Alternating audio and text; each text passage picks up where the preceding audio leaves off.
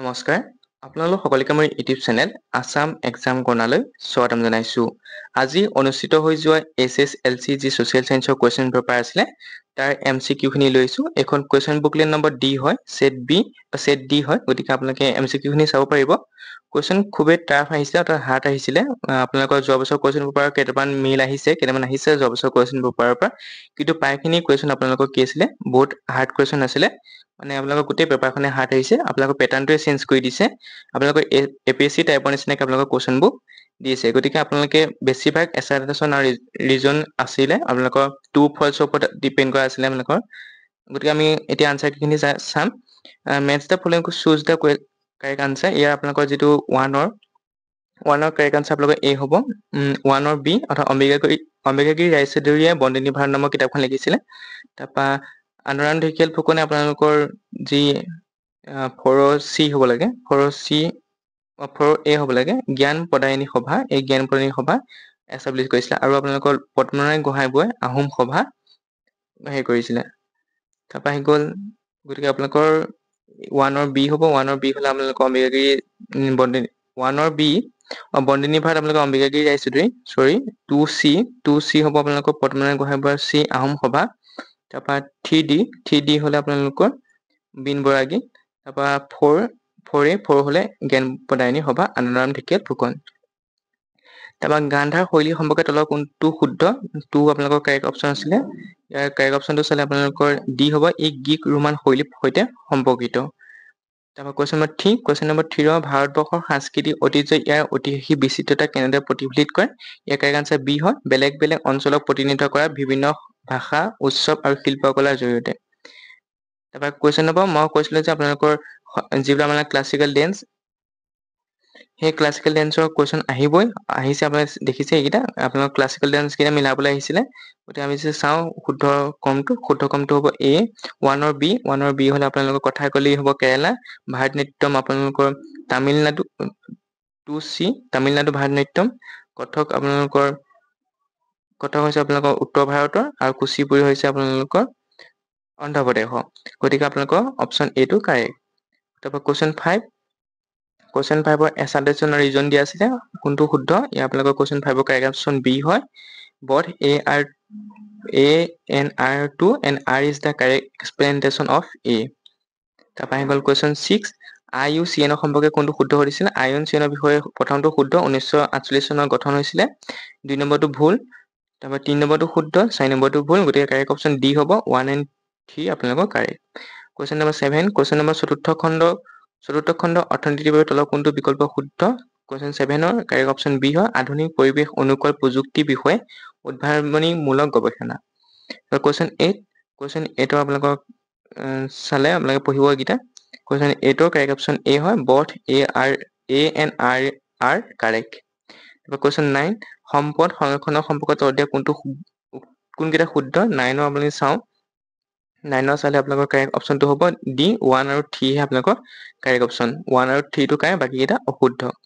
Question number 10ৰ এইটো কি দিছিলে? এছাইটেশ্যনৰ ৰিজন দিয়া আছিলে। এছাইটেশ্যনটো আপোনালোকে পঢ়ি চাব। তাৰপৰা এছাইটেশ্যনৰ ৰিজন দিয়াৰ পিছত ইয়াৰ কাৰেক্ট অপশ্যনটো A হ'ব, both A and R are correct, are true and R is the correct explanation of A. তাৰপৰা আহি গ'ল কুৱেশ্যন 11। কুৱেশ্যন 11ৰ কাৰেক্ট অপশ্যন হৈছে B, 1, 2, 3 শুদ্ধ। ৱাইন এনাৰ্জি, ভূতাপীয় শক্তি আৰু জলবিদ্যুৎ শক্তি এইকেইটাই কাৰ্বন প্ৰডিউচ নকৰে, কিন্তু আপোনালোকৰ ফচিল ফুয়েল জীৱাশ্ম ইন্ধনে কিন্তু আপোনালোকৰ কাৰ্বন প্ৰডিউচ কৰে। তাৰপৰা আহিল কুৱেশ্যন 12। কুৱেশ্যন 12ৰ কাৰেক্ট আনচাৰ আপোনালোকৰ হ'ব আপোনালোকৰ D, both A and R are true, but R is the not correct explanation of A. গতিকে কাৰেক্ট অপশ্যনটো 12ৰ D। তাৰপিছত আহিলে কুৱেশ্যন 13, সুউচ্চ পৰ্বতসমূহ আৰু মেৰু অঞ্চলত থকা বৰফ স্তৰৰ গলনৰ ফলত কেনেধৰণৰ বিৰূপ প্ৰভাৱ পৰিব পাৰে? ইয়াৰ আপোনালোকৰ 13ৰ যদি চাওঁ, 13ৰ অপশ্যনৰ কাৰেক্ট অপশ্যন হ'ব D, 1 আৰু 2। 1 আৰু 2 হ'লে আপোনাৰ কি হ'ব? ৰাইজ অফ চি, সাগৰ পৃষ্ঠ ওপৰত উঠিব, উপকূলীয় বিশাল অঞ্চল পানীত বুৰ যাব। এই দুটাই শুদ্ধ, বাকীখিনি শুদ্ধ নহয়। অনলি 1 আৰু 2 কাৰেক্ট, গতিকে অপশ্যন আপোনাৰ D টো শুদ্ধ উত্তৰ। কুৱেশ্যন 14ৰ এছাইটেশ্যনৰ ৰিজন পঢ়িলে আপোনালোকে ইয়াত কোনটো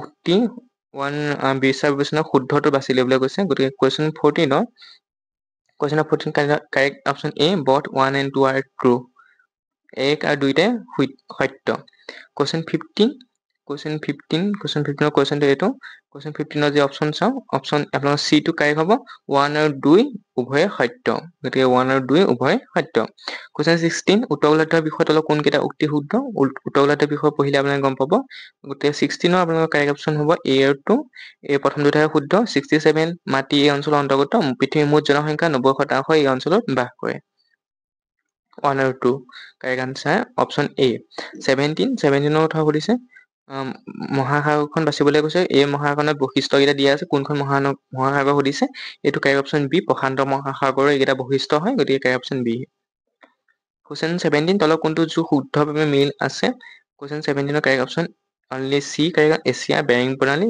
আপোনালোকৰ ইণ্ডিয়া আৰু যি শ্ৰীলংকাৰ মাজত আছে গতিকে বেৰিং প্ৰণালী এছিয়াত আছে এইটো কাৰেক্ট অপশ্যন চি তাৰপৰা হৈ গ'ল 19 কাৰেক্ট অপশ্যনটো হ'ব আপোনালোকৰ ডি এ আৰু আৰ উভয়ে সত্য কিন্তু আৰ এৰ এ এক শুদ্ধ ব্যাখ্যা নহয় question number D question number আহি গ'ল আপোনালোকৰ 19 কাৰেক্ট অপশ্যন ডি 20 আপোনালোকৰ চাবলৈ গৈছিলে 20 আপোনালোকৰ কাৰেক্ট অপশ্যনটো বি হ'ব মহীসোপান মহীঢাল গভীৰ সমুদ্ৰতল সমুদ্ৰতলীয় দ্ৰোণী সামুদ্ৰিক শৈলশিৰা গভীৰ সমুদ্ৰখাত কাৰেক্ট অপশ্যন বি তাৰপৰা হৈ গ'ল কুৱেশ্যন 21 কাৰেক্ট অপশ্যন আপোনালোকৰ ডি টো হ'ব ডি হ'লে প্ৰথম আহিব অষ্ট্ৰিকসকল তাৰপৰা আহিব এ মংগোলীয় তাৰপৰা আহিব আপোনালোকৰ 3 আৰ্যনসকল তাৰপৰা আহিব আহোমসকল তাৰপিছত আহি গ'ল 22 কাৰেক্ট অপশ্যন ডি হয় 1941 পৰা 1951 23 গণতান্ত্ৰিক চৰকাৰ কিয় অন্য প্ৰকাৰৰ চৰকাৰতকৈ অধিক ভাল বুলি গণ্য কৰা হয় 23 কাৰেক্ট অপশ্যনটো হ'ব বি 1 and 3 ই নাগৰিকসকলৰ মাজত সমতা বৃদ্ধি কৰে আৰু আপোনালোকৰ 3টো হ'ব ই বাদ মীমাংসাৰ এটা উপায় প্ৰদান কৰে তাৰপিছত আহি গ'ল 24 আপোনালোকৰ কাৰেক্ট অপশ্যন হ'ব ডি এ আৰু আৰ দুইটাই সত্য আৰ এ শুদ্ধ ব্যাখ্যা 25 কাৰেক্ট অপশ্যন ডি হয় এইটো আগৰ কুৱেশ্যনৰ পৰা আহিছে ৰাষ্ট্ৰীয় মানৱ অধিকাৰ আয়োগৰ সভাপতি কোন হ'ব পাৰে আগৰ কুৱেশ্যনত আহি গৈছিলে মই MCQ আগৰ কুৱেশ্যনবোৰ চাবলৈ গৈছিলো আপোনালোকক উচ্চতম ন্যায়ালয়ৰ প্ৰাক্তন মুখ্য ন্যায়াধীশ হ'ব লাগিব কুৱেশ্যন নম্বৰ আপোনালোকৰ বি উচ্চতম ন্যায়ালয়ৰ প্ৰাক্তন মুখ্য ন্যায়াধীশ হ'ব লাগিব চিফ জাষ্টিচ অফ সুপ্ৰিম কোৰ্টৰ হ'ব লাগিব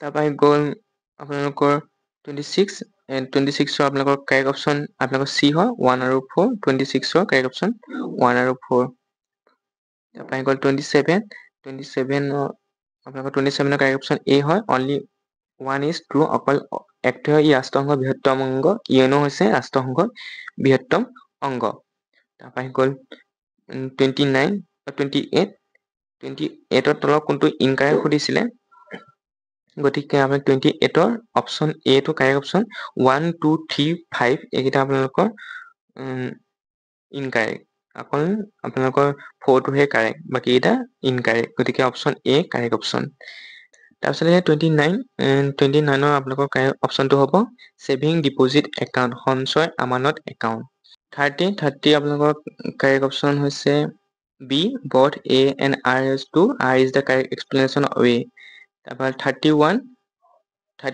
কাৰেক্ট অপশ্যন বি হয় a is true 2 is false তাৰপৰা 32 কাৰেক্ট অপশ্যন চি দি প্ৰাইম মিনিষ্টাৰ নীতি আয়োগৰ অধ্যক্ষ হ'ল 32 চি তাৰপৰা 33 যদি আমি কুৱেশ্যনটো চাওঁ 33 কাৰেক্ট অপশ্যন ডি হয় 1 or বি 2 চি 3 এ তাৰপৰা 34 1905 চনৰ বংগ বিভাজনৰ সম্পৰ্কে তলৰ কোনকেইটা উক্তি সত্য 34 আপোনালোকৰ কাৰেক্ট অপশ্যন হ'ব এ 1 2 4 শুদ্ধ তাৰপৰা 35 কাৰেক্ট অপশ্যন চি হ'ব ব্ৰিটিছ বংগ বিভাজন নীতিৰ লগত তেওঁ অসন্মত হৈছিল তাৰপৰা 36 আপোনালোকৰ কাৰেক্ট অপশ্যন বি হয় A is true but R is false তাৰপৰা আহি গ'ল 37 কাৰেক্ট অপশ্যনটো হ'ব আপোনালোকৰ 37 আপোনালোকৰ বি হ'ব লাগে কৃষ্ণ কুমাৰ মিত্ৰ 37 তাৰপৰা 38 আপোনালোকৰ 38 কাৰেক্ট অপশ্যন বি হয় 2 and 3 কাৰেক্ট তাৰপৰা 39 তলৰ কোনকেইটা 1947 চনৰ ভাৰত স্বাধীন আইনৰ দফা আছিল 39 কাৰেক্ট অপশ্যন হৈছে আপোনালোকৰ মোৰ মতে এ আৰু বি দুইটাই শুদ্ধ হ'ব লাগে, এই গতিকে আপোনালোকে এ আৰু বি ভিতৰত দুটা অপশ্যনৰ ভিতৰত যিটো দুইটাই শুদ্ধ হ'ব লাগে, কিন্তু আপোনালোক চি আৰু ডি অপশ্যন ৰং হয়। তাৰ 40 কাৰেক্ট অপশ্যন আপোনালোকৰ ডি হয়। 3, 4, 1, 2 তাৰপৰা 41ৰ কাৰেক্ট অপশ্যন চি হয়। both A and R are true. R is the correct explanation of A. তাৰপৰা গ'ল 42 কাৰেক্ট অপশ্যন এ হয়। 42 কাৰেক্ট অপশ্যন এ। তাৰপৰা গ'ল 43 কাৰেক্ট অপশ্যন বি হয়। তাৰপৰা 43 বি।